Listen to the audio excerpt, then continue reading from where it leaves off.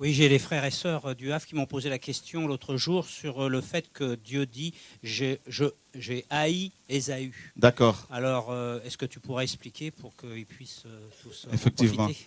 C'est vrai que ce passage de Malachie, chapitre 1er, peut prêter à confusion.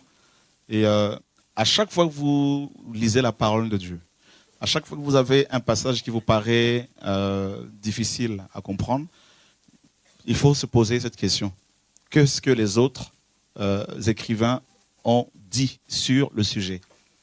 Par exemple, là, c'est Malachie qui en parle.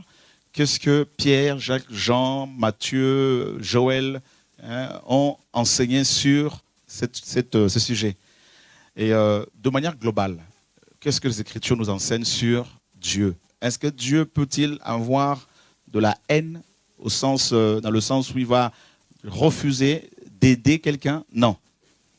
En fait, quand le Seigneur utilise le mot haine ici pour parler d'Ésaü, il veut simplement dire qu'il a, de manière souveraine, choisi, n'est-ce pas, et Jacob, son frère. Donc c'est par rapport à l'élection. Dieu, qui sait toutes choses d'avance, savait que Ésaü n'allait pas accepter de le suivre.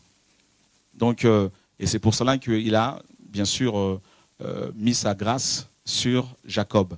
Donc, et tu verras même plus tard que Dieu va demander à Jacob de bénir son frère Ésaü, qui était devenu Édom.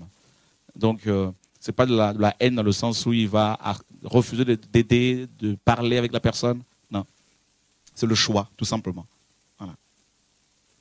Il choisit qui il veut, il établit qui il veut, il appelle qui il veut.